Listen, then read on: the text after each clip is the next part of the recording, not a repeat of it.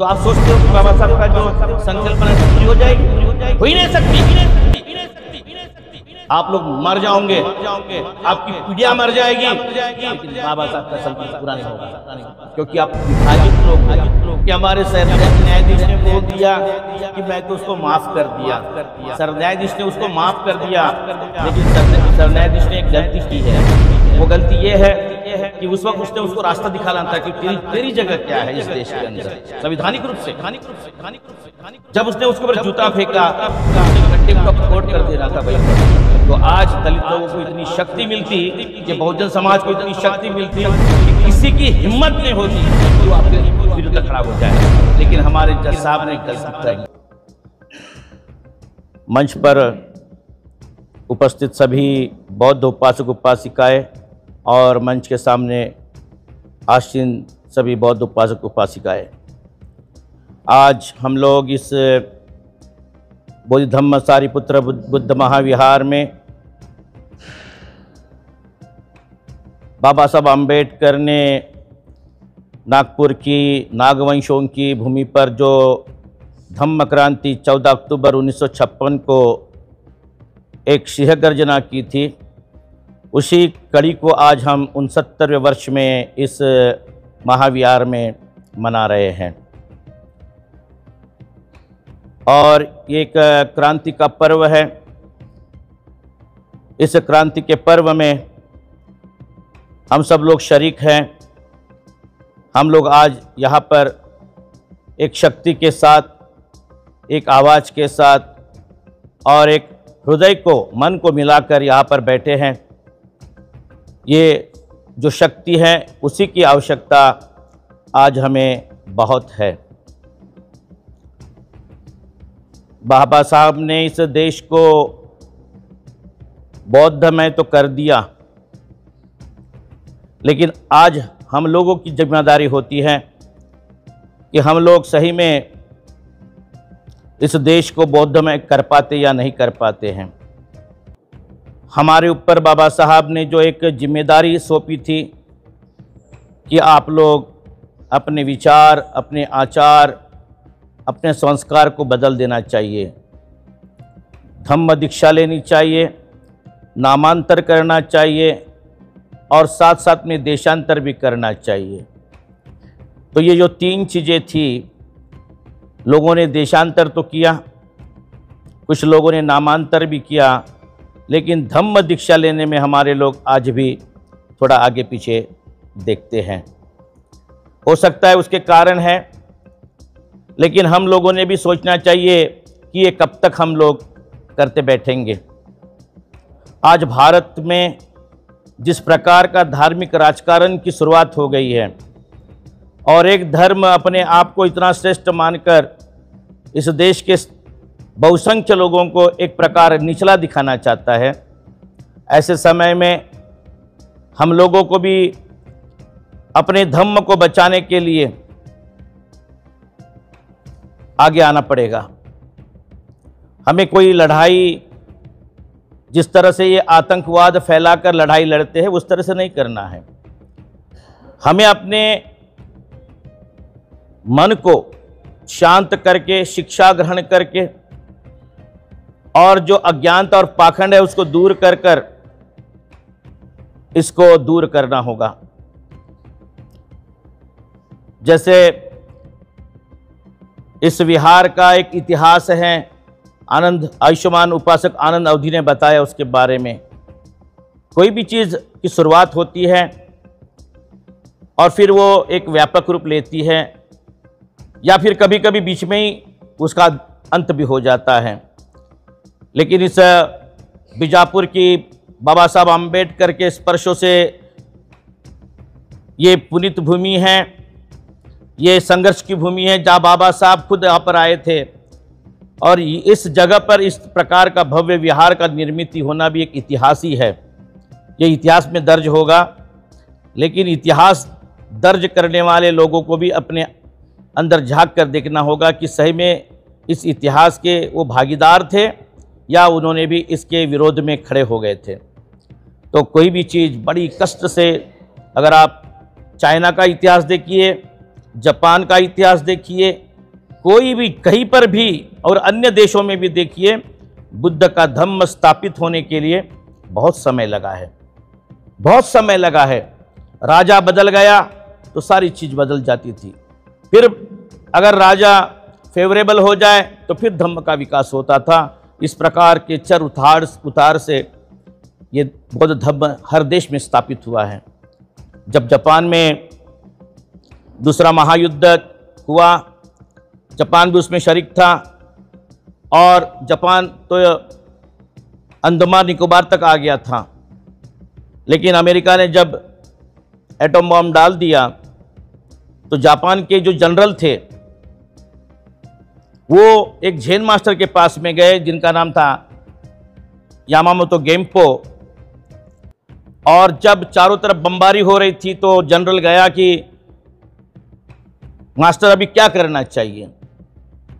उन्होंने कहा, देखो ये समय है 2 पैर खींचने का, अब आगे मत बढ़ो। जिस दिन आप आगे बढ़ जाओगे और आप आगे बढ़ोगे तो आप उद्ध्वस्त हो जाओगे, ये देश शेष नहीं रहेगा, ये उद्ध्वस्त हो जाएगा, ये देश का नाम भी नहीं रहेगा। आपने 2 कदम पीछे हट जाना चाहिए और सम्राट को जाके कहिए कि सम्राट अब आप एक सामान्य व्यक्ति बनकर बात करना, सम्राट बन के बात नहीं करना। तो दूसरे दिन सम्राट ने रेडियो पर संबोधन किया कि मैं एक सामान्य व्यक्ति हूँ, आपकी जैसा नागरिक हूँ और मैं चाहता हूँ कि हमारा देश बचे। और जो बात उन्होंने कही थी झेन मास्टर ने, वही बात सम्राट ने दोहराई कि नहीं, ये वक्त 2 कदम खींचने का है, पीछे खींचने का है, आगे बढ़ने का नहीं। अगर हम 2 कदम पीछे खींच लेंगे हो सकता है फिर और हम तो समय मिलेगा कि हम 2 कदम आगे निकल जाएंगे। और ये बात जापान ने सिद्ध करके दिखाई। 2 कदम पीछे हटने के बाद में जापान ने जिस तरह से विश्व के ऊपर राज किया, आज उसकी टेक्नोलॉजी से सारा जगत प्रभावित हो गया।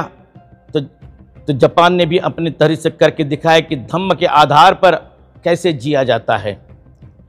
किसी ने जापान के लोगों को कहा कि आप लोग अमेरिका को क्यों नहीं ये करते हो, या अमेरिका ने आपके ऊपर बहुत जुल्म किया, आपने इनके जुल्म का सामना भी करना चाहिए, आपके पास में बहुत शक्ति है। तो लोगों ने कहा कि आपने कभी व्हाइट हाउस का जो टीवी है उसको देखा है? कहे कि हाँ देखा है। कौन सा टीवी है वो? सोनी है। कहे कि हमने तो जीत लिया, आज हमारा टीवी उनके पास में है, उनका टीवी उनके पास में नहीं है, हमने तो अमेरिका को ऐसे ही जीत लिया क्योंकि हमारा टीवी वो लोग यूज़ करते हैं। ये होती है बात धम्म के साथ में जीने की। आम्बेडकरवादियों को भी आज के इस भारत में जहाँ धर्म का इतना बड़ा तांडव हो रहा है, हमारा लोग ही दूसरी विचारधारा में शामिल हो जाता है और अम्बेडकर के धम्म क्रांति को नुकसान पहुंचाने का प्रयास करता है। ऐसे वक्त में ये भाषणबाजी का वक्त नहीं है, ये सड़क पर आकर लड़ाई लड़ने का वक्त है।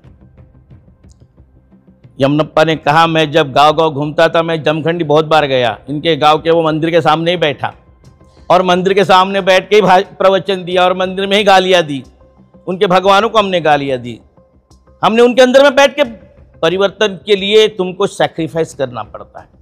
ये नहीं है कि हम तो कुछ कार्यक्रम करके बाहर निकल जाएंगे और होगा जो होने का है। तो देखिए इस देश में जो होने का है वो होगा जरूर। अगर आप सो के रह गए तो जरूर हो जाएगा, कोई उसके लिए देर नहीं लगेगा। जिस देश में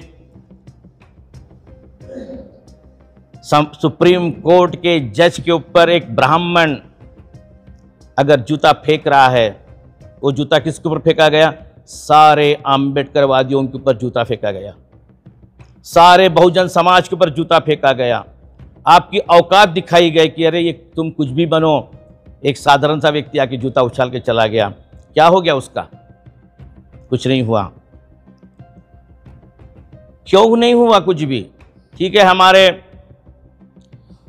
सुप्रीम कोर्ट के हमारे सर न्यायाधीश ने बोल दिया कि मैं तो उसको माफ़ कर दिया, सर न्यायाधीश ने उसको माफ़ कर दिया, लेकिन सर न्यायाधीश ने एक गलती की है। वो गलती ये है कि उस वक्त उसने उसको रास्ता दिखाना था कि तेरी जगह क्या है इस देश के अंदर संवैधानिक रूप से। जब उसने उसके ऊपर जूता फेंका तो उसने कंटेम्प्ट ऑफ कोर्ट कर देना था वहीं पर। तो आज दलित लोगों को इतनी शक्ति मिलती, कि बहुजन समाज को इतनी शक्ति मिलती कि किसी की हिम्मत नहीं होती कि वो आपके विरुद्ध खड़ा हो जाए। लेकिन हमारे जज साहब ने गलती कर ली, अब वो समय निकल गया, क्योंकि जो वो शक्ति उसको मिली थी उसका उसने उपयोग नहीं किया। कभी कभी ये प्रश्न आप पूछ के देखिए, इतना हमारे ऊपर अन्याय अत्याचार हो गया, अगर बाबा साहब ये सोचते अरे मनुस्मृति क्या है, छोड़ दो, जान दो, क्या है को जलाना, तो बाबा साहब छोड़ देते। तो ये अवस्था में हम लोग आते नहीं आते।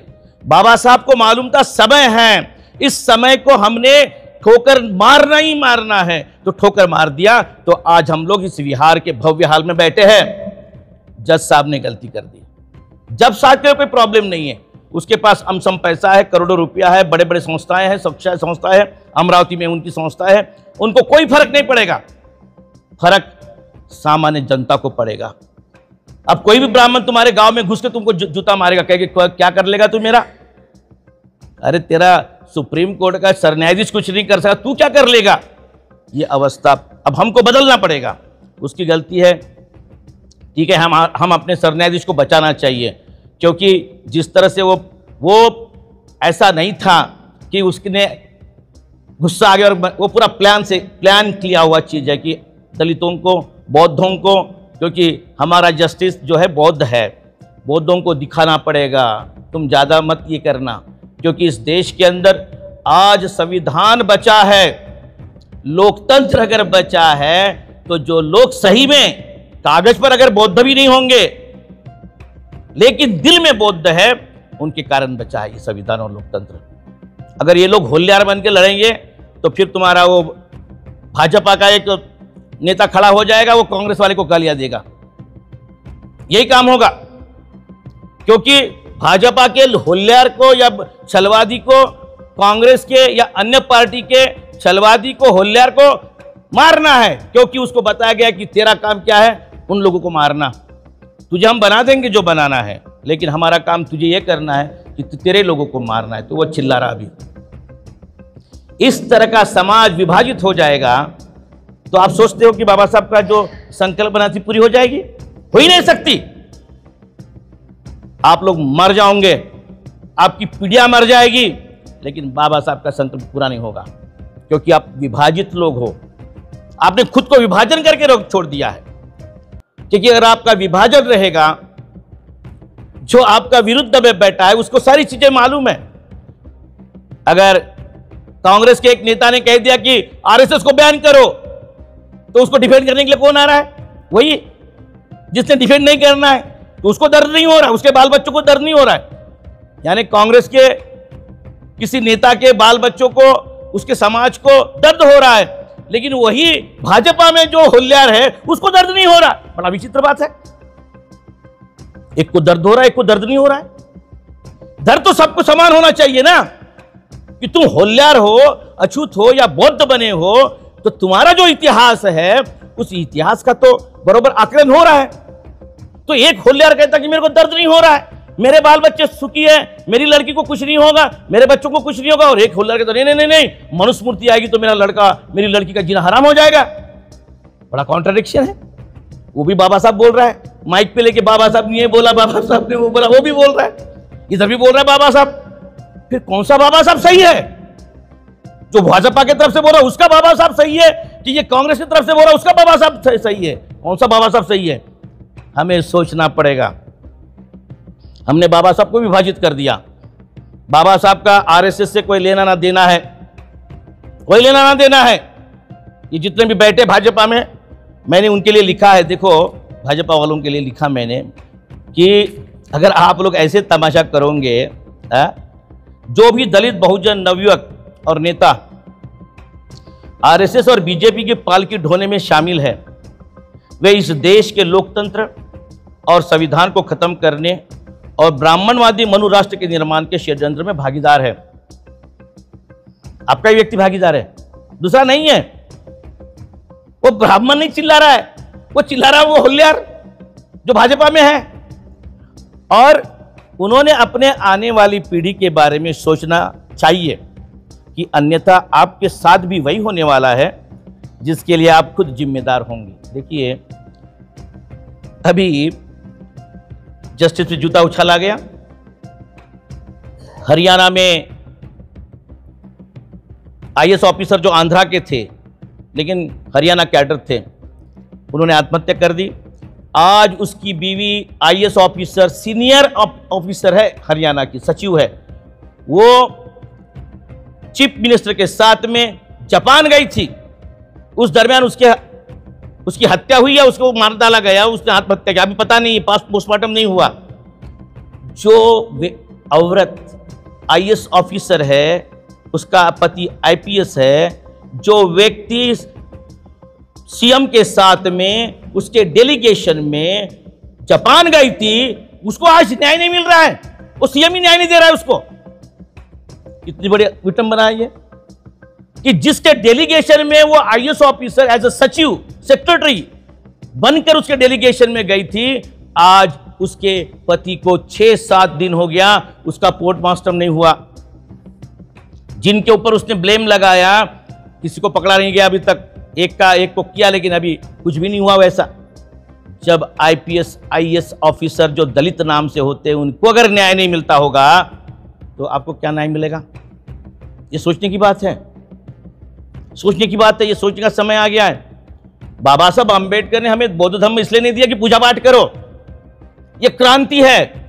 ये क्रांति ऐसी है कि तुम्हारे अंदर जो भी पाखंड था, धर्मदात थी, या जो भी तुम्हारे अंदर भरा हुआ था, उसको फेंको और एक नए इंसान के रूप में इस देश में जियो। अगर हम लोग ऐसे बटे रहेंगे, एक खेमा कहता है कि आरएसएस को बैन लगाओ और दूसरा खेमा कहता है कि नहीं नहीं नहीं नहीं, इनको क्या समझता है, ये पॉलिटिक्स है, तो मुझको बताइए, जिन लोगों ने संविधान बदलने की बात की थी वो लोग कौन थे? तो ये जितने भी हैं वो कौन लोग हैं फिर जो उनके तरफ से बातें करते हैं? इतनी मूर्खता भरा अम्बेडकरी समाज होगा जो हर शब्द में बाबा साहब बोलता है, तो आपकी अवस्था क्या होगी? ये आज बहुत सोचने का समय है। संविधान अगर बचा है आज इस देश में, वो बौद्धों के कारण बचा है। जो महाराष्ट्र का बौद्ध है, जो यूपी का बौद्ध है, जो चिल्लाता है, झगड़ा कर रहा है, दूसरा कोई नहीं कर रहा है। महाराष्ट्र की भी हालत देखो, जिस चीफ जस्टिस के ऊपर जूता गिरा, महाराष्ट्र का व्यक्ति एक भी खड़ा नहीं हुआ। क्यों? क्योंकि उसका पिता एक आरपीआई का गठ चलाता था। तो गठबाजी है।